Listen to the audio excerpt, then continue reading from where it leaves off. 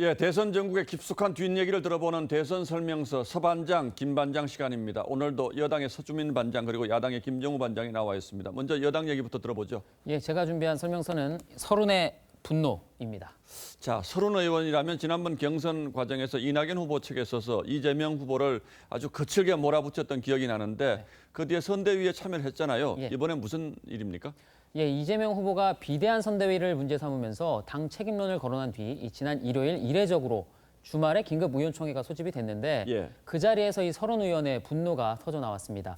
솔직하지 못한 후보가 문제지 당이 무슨 문제냐, 이 대통령 지지율도 넘어서지 못하는 후보가 무슨 차별하냐라고 직격탄을 날린 겁니다. 예. 서 반장이 이 코너 첫 시간에 이재명의 탓 이렇게 이야기를 했었죠. 네. 당 탓, 관료 탓, 언론 탓을 한다고 지적을 했는데 설훈 의원이 여기에 대해서 오늘 정면 반박을 한 셈이네요. 예.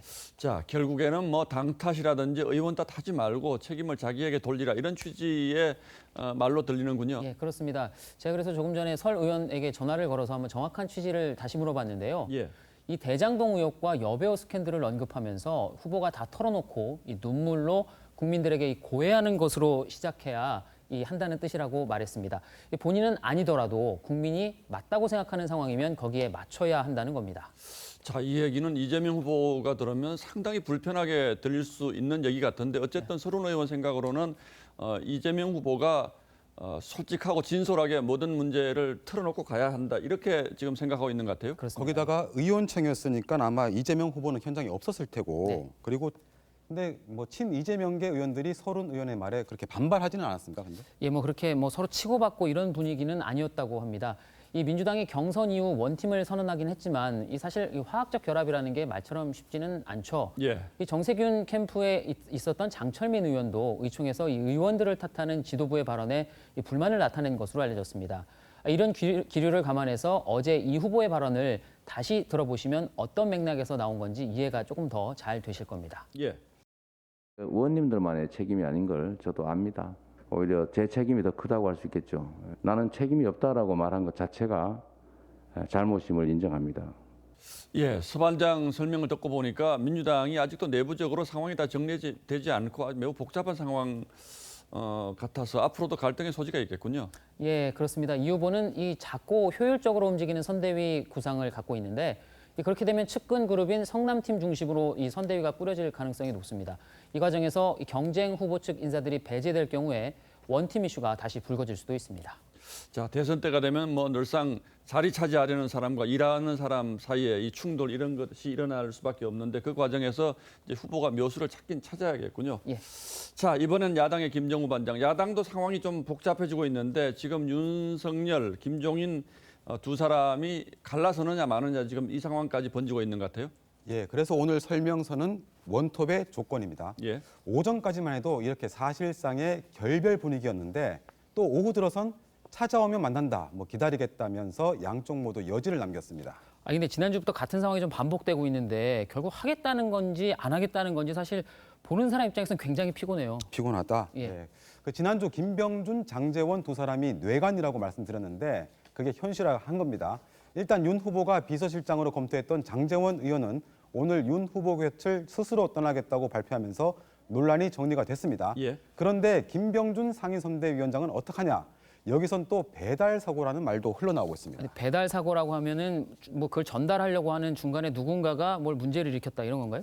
예, 그래서 그 양측을 잘 아는 관계자에 따르면 지난 일요일에 이른바 삼김 인선을 발표한 뒤에 윤 후보가 두어 차례 전화를 했지만 김 전 위원장이 못 받았다고 합니다.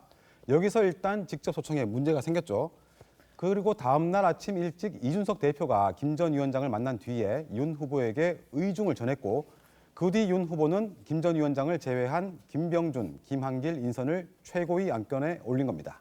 좀 복잡한데 정리하자면 김종인 전 위원장은 김병준 상임위원장, 상임선대위원장 인선안에 오케이를 한 게 아니었는데 마치 오케이 한 것처럼 잘못 전달됐다는 거죠? 예, 맞습니다. 전원 소통에 또 한 번 문제가 생겼다는 건데요. 예. 김 전 위원장 의중은 선대위 인선은 좀 시간을 두고 하자 이런 뜻이었다는 겁니다.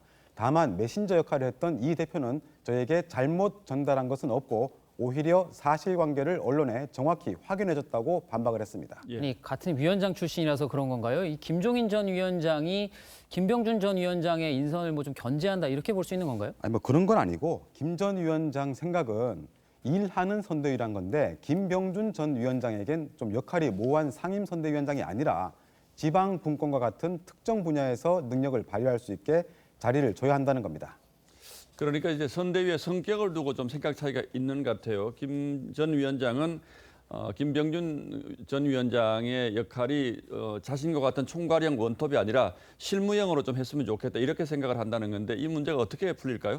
아까 좀 서반장이 피곤하다고 했는데 지난해 총선 비대위 구성을 봐왔던 저희로서는 거의 대자비를 보는 수준입니다. 예. 김 전 위원장이 선대위원장이든 비대위원장이든 뭐든 거부를 하면 지도부가 일단 자택에 찾아가고 결국은 이렇게 마무리되는 그런 방식입니다. 예, 다시 한번 볼까요?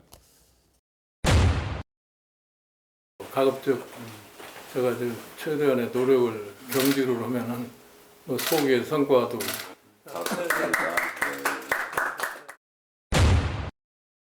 일단은 이걸 수용을 하고 하여튼 최선을 다해서 자, 아까 대자비라는 표현을 썼는데 또 윤 후보가 다시 김 전 위원장 자택을 찾아가서 설득하고 뭐 이런 모습, 이런 그림들이 또 다시 나오는 거 아니에요? 뭐 그럴 가능성도 없진 않지만 아마 오늘 내일이 고비가 될 것 같습니다. 자, 어쨌든 이번 주 뒤로 선대위 구성이 미뤄지는 건 뭐 국민의힘으로서도 상당히 부담이 될 테니까 오늘 내일 김 반장이 얘기한 것처럼 오늘 내일 어떤 일이 벌어질지 좀 지켜봐야 되겠군요. 예, 여당 서주민 반장, 야당의 김정우 반장 오늘도 잘 들었습니다.